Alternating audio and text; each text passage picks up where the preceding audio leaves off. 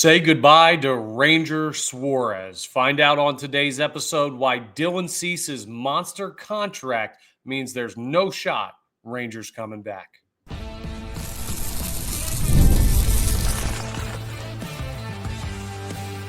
You are Locked On Phillies, your daily Philadelphia Phillies podcast.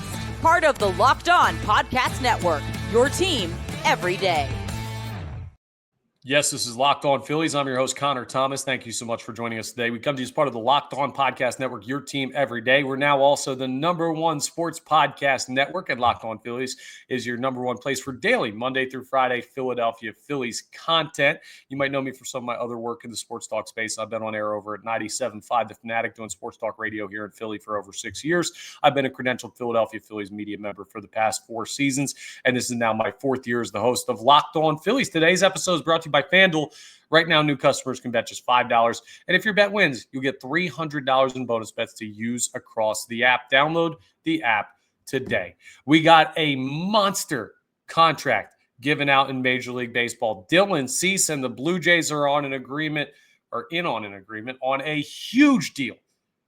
And to me, it says beyond a shadow of a doubt that Ranger Suarez is not coming back to the Philadelphia Phillies in free agency. We'll talk about that later on in the episode. We're going to get into a great article on SportsIllustrated.com about the Phillies' eating habits, because it is, of course, Thanksgiving today. Happy Thanksgiving to all of you out there. Hopefully you're having a fun time celebrating and pigging out like the Phillies do, apparently. It's a fun little read that I'll tell you my thoughts on. And then we're going to wrap up with just some things to be thankful for with the Philadelphia Phillies, given today's holiday. But you shouldn't be thankful for where the starting pitcher market is. Dylan Cease comes to an agreement with the Toronto Blue Jays pending a physical, but it was reported yesterday, a 7-year, $210 million contract? Are you kidding me, Toronto? Where are you guys getting your money from? I know they have money to spend, and they haven't been shy about trying to track down big-time free agents over the past couple of seasons. They go to the World Series. They take the Dodgers to 7, and you say, okay, well, time to go all in on this team, right? Let's try and win now. Clearly, our window is here.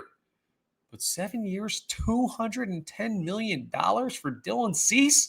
He was one of the top pitchers available on the market as far as starters go. So it's not surprising he got a big deal. But that is above what the thoughts were as far as projections are concerned. And that's a sign of where the market is at for these starters. If Toronto's going to pay that, other starters are going to want that from other teams. And the Phillies have a very important starter from this past year's team that is a free agent right now in Ranger Suarez. So what this does for the Ranger Suarez market is it inflates it like crazy. When you see this and you know that the Phillies' priorities are Kyle Schwarber and JT Realmuto and maybe even Harrison Bader, and then you think about Ranger Suarez getting a hefty deal, well, you understand why this to me says that Ranger Suarez is not going to be back with the Philadelphia Phillies. It's just not realistic to look at what the first big starter off the market got and say the Phillies can pay that in addition to replacing Kyle Schwarber. And you might respond to me and say, well, if you don't re-sign Kyle Schwarber, couldn't you then clear up the money for Ranger Suarez? And I'll ask you this. I'll answer your question with a question. When was the last time Ranger Suarez hit 56 home runs in a season and had 132 RBIs? The problem with letting Kyle Schwarber walk is that you would have to try and replace the production in some sense. You would need to find somebody to fill that DH role for the Phillies, and that would be an expensive player. Pete Alonso's been thrown out there. He's not going to be cheap. Cody Bellinger's been thrown out there. He's not going to be cheap. Kyle Tucker's not going to be cheap. Anyone that you try and get to replace Kyle Schwarber, even if it's a combination of like 2 players, one that can DH, one that can play the outfield somewhere, it's still not, it's not going to be cheap. You're not going to just roll in and say, okay, we'll pay this guy $5 million and that guy $7 million. And next thing you know, we have Kyle Schwarber who's going to make over $100 million on his next contract. It's just not how it works, folks. So at this point, Phillies fans need to come to terms with the fact that Ranger Suarez is as good as gone. It pains me to say it. It really does, because Ranger is one of my favorite Phillies, and he is an absolute dog on the mound. That dude, no moment is too big for him. Whoever gets him, they're getting a winner. They are getting a guy with injury concerns who has not been able to put together really a full season. But when he is good, he's as good as pretty much any lefty in baseball. And he had some really good stretches this year. So if you think that the Dylan Cease contract range is outside the range of what what Ranger Suarez could earn, I think you're completely wrong. I think that's exactly what you're looking for as far as the cost on him. And if another team's going to pay it, which I believe they will, then you're going to be out of luck when it comes to the chances to re-sign Ranger Suarez. We already thought, right? We already thought that Ranger Suarez had played his last game here in Philadelphia. It just wasn't realistic to expect the Phillies, with their focus on Kyle Schwarber, to also put in a big enough bid to get Ranger Suarez back on the team. But some of you may have been holding out hope that maybe the starting market isn't exactly what Ranger thought it was, and there's a way on a longer-term deal that the Phillies could bring him back. I can't remotely expect that to happen now, given where the starters market is. So this is the final nail in the coffin of the Ranger Suarez time here in Philadelphia. We will do more reflecting on who Ranger Suarez has been for the Phillies in his time here when the news comes down that he officially signs with another team. But that, to me, seems inevitable. And now it leaves the Phillies. What we will do is we'll look at where they are roster-wise without him. You lose a guy in the rotation. That slot is now going to be filled by Andrew Painter, you'd have to assume. It also makes Taijuan Walker less expendable, because you may need him as your swing guy this year, even though he's heading into the final year of a deal that you may want to move off of to create more space. You could have a rotation without Taijuan Walker. It would be Sanchez, Luzardo, Painter, Nola. But then the final one is interesting, because that would hinge on either a free agent pickup of another pitcher or Zack Wheeler being healthy. And there's no clean indication that Zack Wheeler is going to be healthy early on in the season. We don't know if he's going to be healthy enough at all to pitch. That's still very much up in the air. So you can't really bank on him all that much in the moment, at least when you're projecting out to the early part of the season. So that could be Taijuan Walker's spot. What it also means for guys like Taijuan Walker, though, is if the market is very expensive for starters, and some team out there looks at Walker on the final year of a deal and says, hey, we might take a flyer on this guy if the Phillies will eat some salary, because he'll be cheaper than paying a comparable option on the open market. Maybe the trade value for a player like Taijuan Walker goes up. If you're saying, well, then trade Aaron Nola instead because he's on such a long contract. No, you're not trading Aaron Nola this offseason. So don't get too squirrely on me now, okay? You could move Taijuan Walker. This could be good for where his market goes. You may need him because it seems like Ranger is gone. So things are starting to take a little bit more shape, even though it was expected that Ranger Suarez was not going to be back in Philadelphia. So pour one out on this Thanksgiving holiday for one of the fan favorite Phillies. But I wouldn't shed a tear for him. You can shed a tear for yourself and for the Phillies if you are a big Ranger fan and you wanted to see him back and you think this team is worse off without him, because I agree with you there. Like he is a really, really good pitcher. But that dude is going to get paid. Paid. And one thing I will say, and I think fans should feel this way. I understand if you don't, because you root for your team, the Philadelphia Phillies, and nobody else. But it should make you feel good to see a good player and a good person make absolutely life-changing money.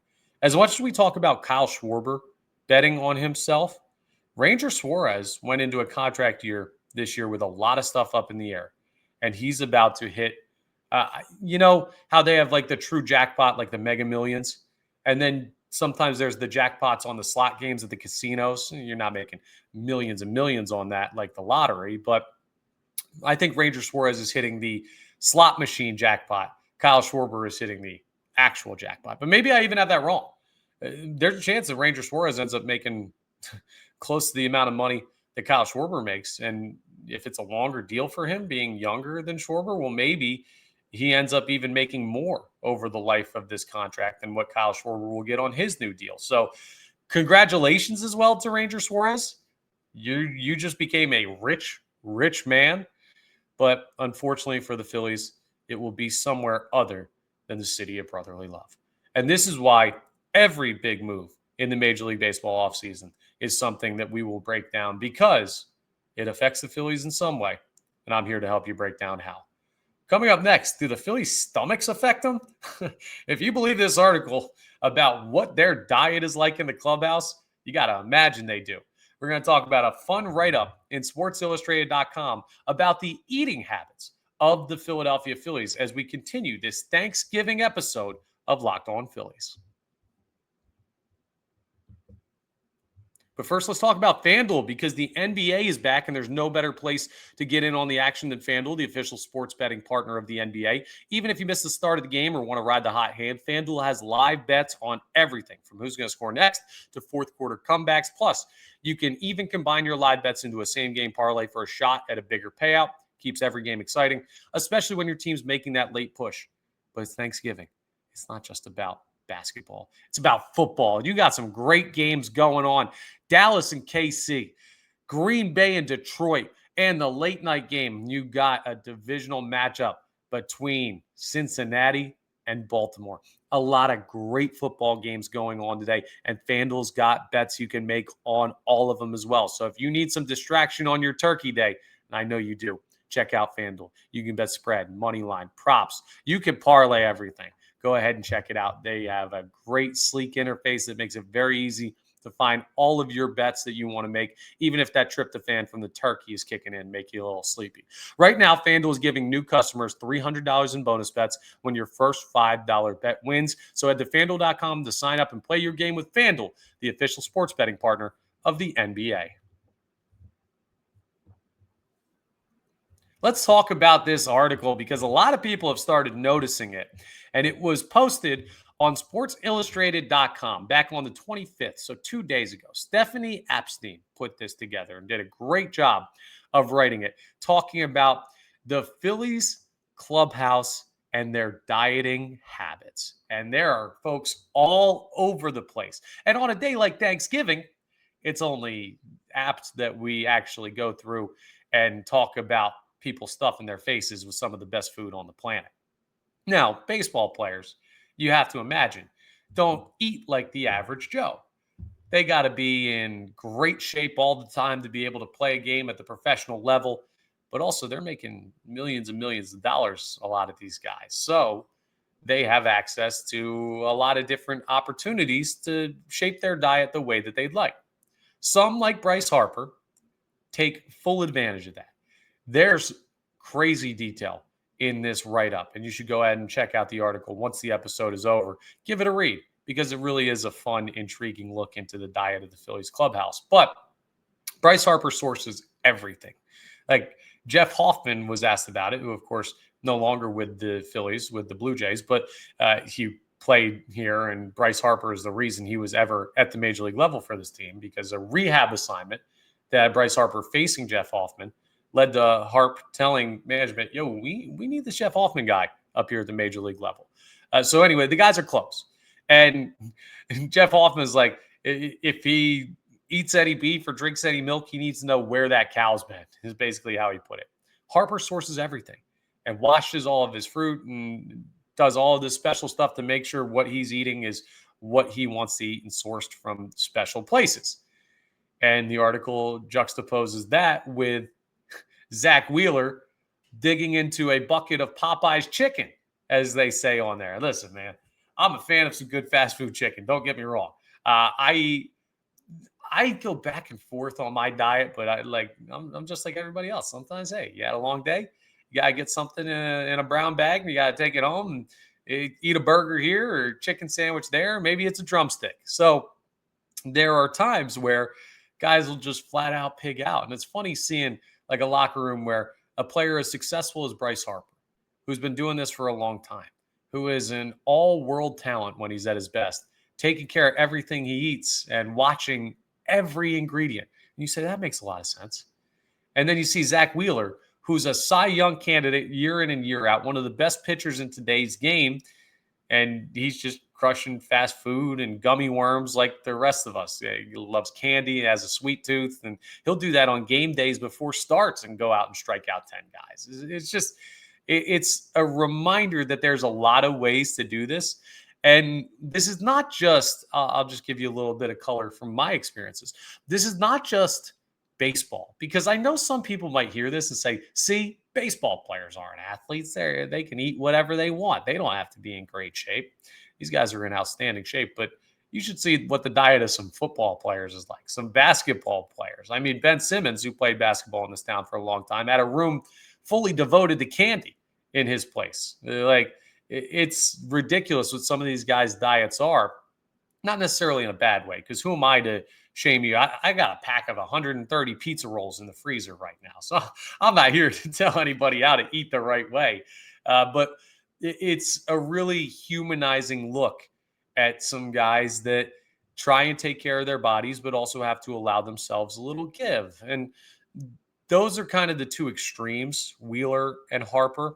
And then a lot of the Phillies fall in the middle. And you got some interesting looks at how guys prepare. Like Alec Boehm was talking about how if it comes from the earth and it lived on the earth, or actually that was Brandon Marsh saying that, it's probably safe to eat. You can't imagine Brandon Marsh being a guy that really puts all that much thought into it, just appearance alone. And maybe that's judging a book by its cover. But those are the guys, and maybe it's kind of the younger guys in the clubhouse that haven't fully gone over to the Bryce Harper side of things. And then there's a guy like JT Realmuto who's having success into his mid-30s at the major league level at a very physically intensive position like catcher. And he's checking a bunch of stuff and ingredients and trying to eat well. And then, of course, you have to have some comments from Nick Castellanos where he talks about how sometimes he'll go out for ice cream with family and have dessert and everything like that, and how he could eat just like ground steak or ground beef in like a bowl for the rest of his life, and the weird meals that he enjoys. But it's just really cool to see the diversity in a major league clubhouse. We talked a little bit about it yesterday with the retirement of Bamboo Brad Miller. If you want to hear us talk about a Philly legend of old, maybe some of you have forgotten about old Bamboo Brad, you can go check out yesterday's episode. I talked about the vibe and how it is an underrated part of a major league locker room. And it kind of feels like the Phillies have lost it over the past couple of years. But I'm going to turn this the other way. I'm going to give props to somebody with the Philadelphia Phillies. How is Connor going to turn this into a Rob Thompson positive? Let me tell you. Think about all the different mindsets, all the different beliefs in a clubhouse. Just something as simple as what guys eat and how they eat it can tell you how different a collection of 26 guys is at the major league level. Sure, they all play baseball, but they're all from different places, have different values, have different focuses, take different things, a different level of seriousness. Bryce Harper says he's 100% in on everything he's in on. He is a gung-ho, everything to the wall type of guy, but not everyone's like that. And Rob Thompson, for the better part of 4 years, has done an outstanding job of handling all of those different personalities and habits and everything in the clubhouse. That's why when I talk about Rob Thompson and his ability to manage the chemistry of the team, and I'll tell you, he had some cracks in the armor this past year with the Nick Castellanos incidents and Max Kepler worrying about playing time. Harrison Bader had some stuff to say. Bryce Harper getting into it with the commissioner. Like, it hasn't always been perfect, and this past year was probably the number one example of issues under Rob Thompson when it comes to the clubhouse. But even those are trivial compared to what some other Major League Baseball teams go through. And with all of these different wants and needs, it just shows you a small little glimpse into how tactful you have to be to manage this many personalities, not to mention a large portion of them are multi-millionaires who have their faces on ads and are famous across the country and the world. And it's just like, that's a tough job. And I imagine another tough job would be the in-house team chef for the Philadelphia Phillies, considering how much they eat. But it's a fun Thanksgiving read. If you want to get yourself warmed up and hungry for your Thanksgiving meal, I would go ahead and check it out. Again, that article is on sportsillustrated.com, and a great job writing it by Stephanie Apstein. Coming up next, it is Thanksgiving. And every Thanksgiving since I've been hosting this podcast, I always like to make sure to take time to say things that I'm thankful for, but also things that we as Phillies fans should be thankful for with the organization that we root for. And when the team loses a big playoff series, and when the season comes to a close, and when you're worried about where the team's going next, well, we focus on that, and we have emotional responses. That's the great part about being a fan, is you get to do that.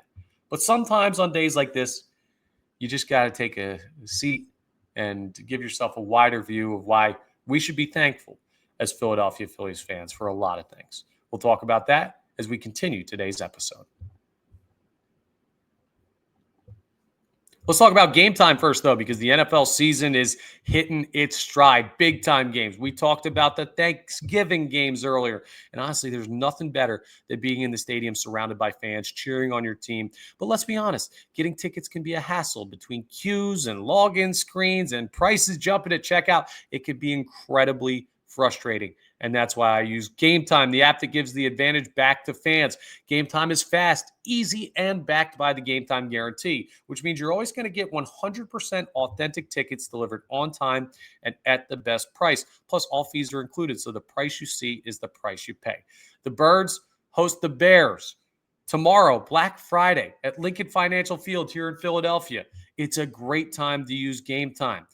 Black Friday normally has a bunch of deals, right? That's the idea of that special day. Well, Game Time, it's like it's Black Friday every day when you use the Game Time app to get your tickets. And also, it's a great time to check it out because there's going to be a lot of people busy with holiday plans that are trying to sell tickets, and Game Time is the place you want to go to find the best deal. So download the Game Time app, create an account, and use code LOCKEDONMLB for $20 off your first purchase. Terms apply. Again, that's promo code LOCKEDONMLB for $20 off. Swipe, tap, ticket, go, and download Game Time today. It is Thanksgiving, and one thing I'm very thankful for is everybody that has become part of our Everydayers Club. We put out content daily, Monday through Friday, on the latest Philadelphia Phillies news, rumors, excitement, theoretical conversations, everything that has to do with the Phillies.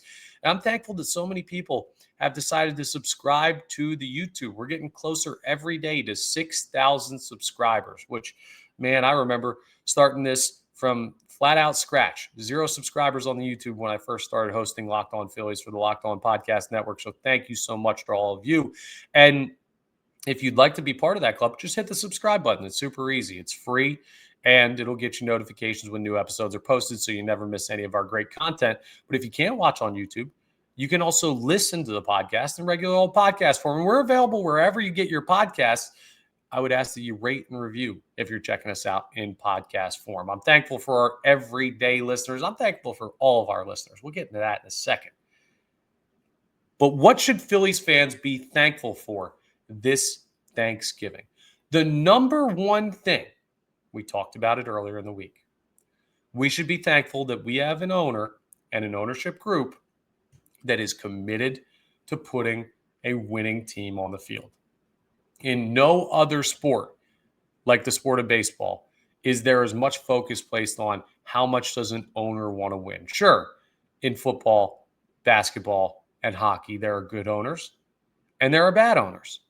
But a lot of that comes from the amount of meddling they do and the amount of money they give to get close to the salary cap. But baseball is a free market, which means you could spend as much as you'd like.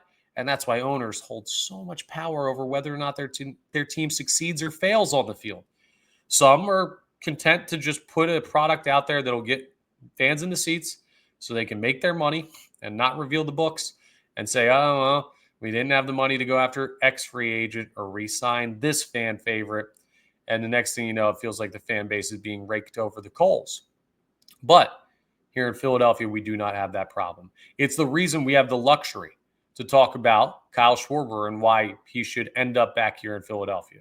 why JT Realmuto is still in play to come back to the Phillies, why a replacement for Ranger Suarez is now not out of the question in free agency, even though it won't be to that dollar amount, and why I kind of scoff at people who are upset at the Phillies for keeping a payroll where it is when they were top 4 in baseball last year in payroll. Like, that's something that we should never take for granted, because owners are not required to try and win. They should be, but they're not. And the Phillies have a guy in John Middleton who is always focused on trying to win. Despite what you might read in our comments sometimes about folks believing he just wants to fill the stadium and make his money on beer prices and ticket sales and parking, he wants to win. He's a Phillies fan, and that is something that we are lucky to have. What else should the Phillies fans be thankful for? Well, not much else. No, I'm kidding. Come on. You won 96 games this past year and won your division back-to-back times. It's been a really successful stretch of Philadelphia Phillies baseball when you consider that we are just 4 years removed from a decade-long playoff drought. If you're a Johnny-come-lately to the Philadelphia Phillies hype wagon, which is totally fine. I'm not here to gatekeep Philadelphia Phillies fandom, but maybe you didn't sit through that decade's worth of just an absolute dead zone for the Philadelphia Phillies, where nothing exciting happened besides Vince Velasquez making a play in left field.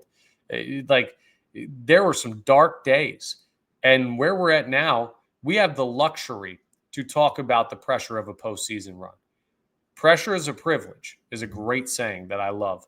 And having the opportunity to feel stressed out about your team is something that you earn by putting a good team on the field.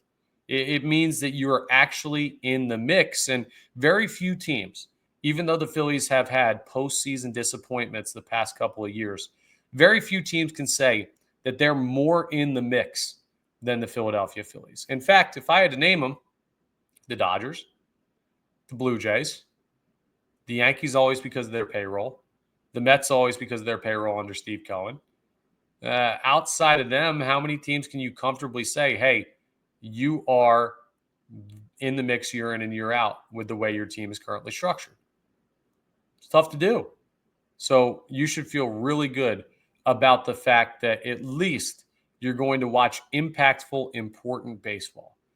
Think about it. In another life, all due respect to these organizations, you could be a Rockies or a White Sox or a Twins fan.